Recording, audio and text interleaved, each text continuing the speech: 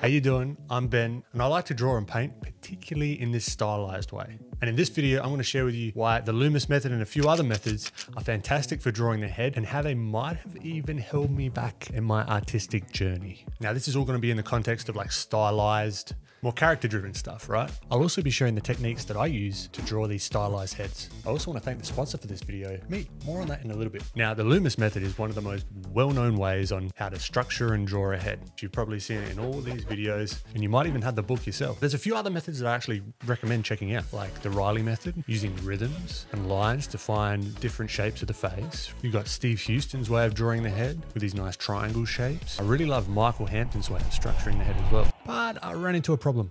Now, have you ever gotten amped about learning a certain method or technique, like for example, the Loomis method? And after you've done a freak ton of studies over and over again, stuff's starting to click, you finally built up the courage to go out in the wild, try this method, use some photo reference, even remove the photo reference altogether, even try and do a stylized character. And when you try and do that with the particular method that you've learned, everything falls apart. And then you're wondering, why is this not looking the way I want it to look? You just want to throw your whatever you're drawing out the window and quit art altogether. Yeah, me too. I've done that.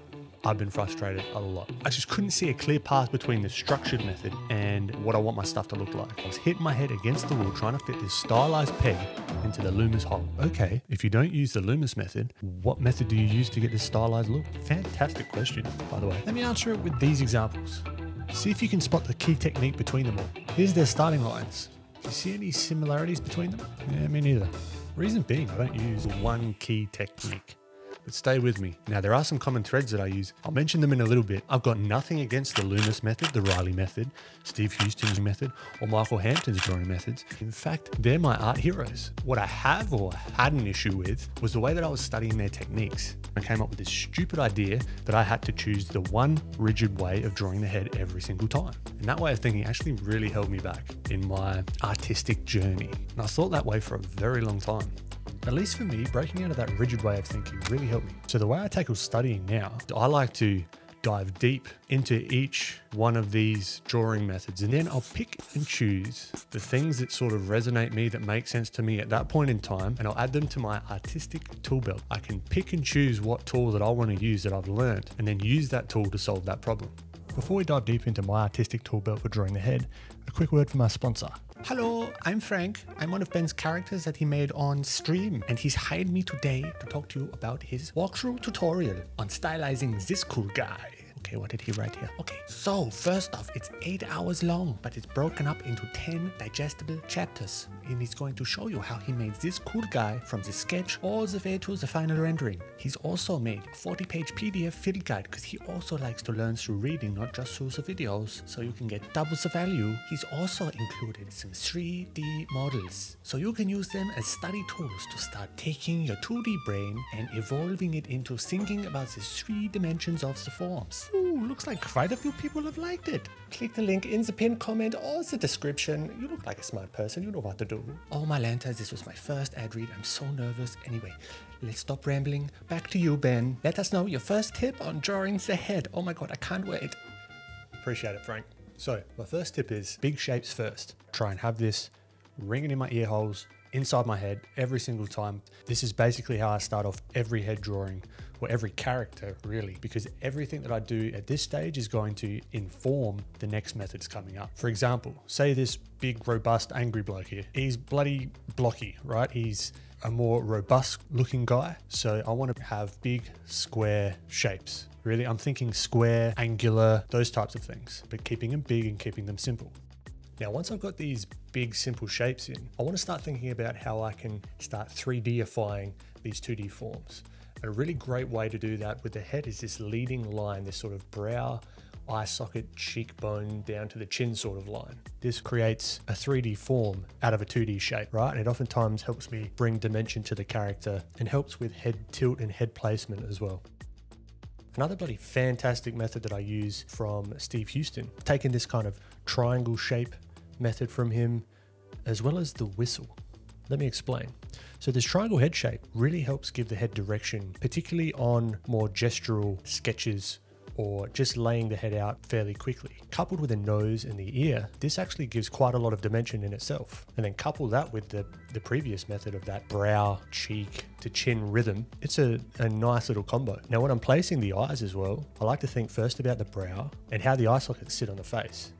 One fantastic sort of abstraction is the whistle method. If you can abstract the head away to a sort of whistle shape with these slots in there, it kind of emulates the brow and the eye sockets. Not perfectly, but it's something that helps, particularly when trying to place the eyes and get that pesky other eye in the correct place in the head.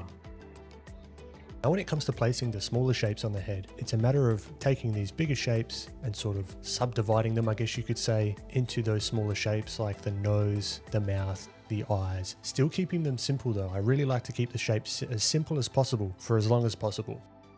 And with every single element on the face, whether it be the nose, the teeth, the chin, the cheeks, the eyes, whatever, I'm thinking about them in 3D forms. They've got center lines, they've got mass, they've got volume, even if they're in a sort of 2D style.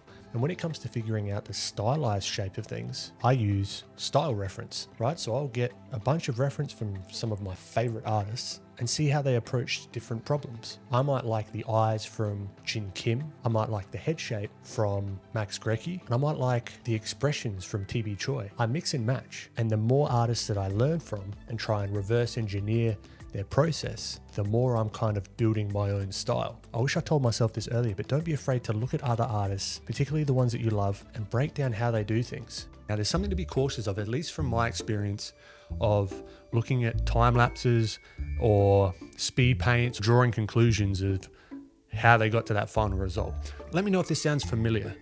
You start off with a blank canvas and you say, okay, I'm going to draw a head.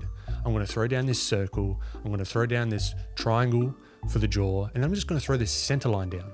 Just throw it in there. Because you saw other artists do this when they start off drawings. Me too.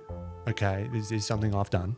Have you ever stopped to wonder why they do that? There's a bit of a danger I've found on just blindly copying other artists without thinking about the why that they're doing certain things. And this is outlined fantastically in this video by Kim Jung-gi. 머릿속으로는 손으로 끝이 났지만 눈에 안 보이는 선들을 계속 머릿속으로는 계속 그려놔요.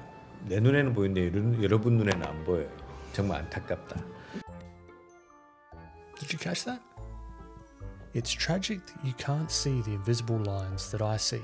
You see all his fantastic drawings and all of these intricate things, but you don't quite see the thinking that goes behind it, the understanding. Again, no hard and fast rules. It's just something that I've observed in myself. So let me reframe that circle, triangle, and arbitrary center line and see if we can start adding some understandings as to why we're putting, in particular, this center line down. I might start with a circle, then I'll outline the jaw. And then when it comes to the center line, I might put one of these quick ones down first, but then I want to quickly understand how is that center line actually helping me get the structure of the face. Essentially, the center line is just the profile view of the face mapped onto the center of the face, right? So little things like that, even just asking myself why, has got me out of a bunch of sticky drawing situations. My drawing sessions have become less of a gamble and more of a, okay, there's steps I can take to logically go back. If something isn't looking right, let's go back and ask why. The cool thing is that there's no one right way of doing things. I'm going to be consistently learning from all my favorite artists. I'm going to discover new artists, different ways of doing things. I want to build my tool belt. I want to have a tool shed, right? Bugger a tool belt. I hope this was helpful. I've got a video here that I think you might like as well. I'll see you in the next one.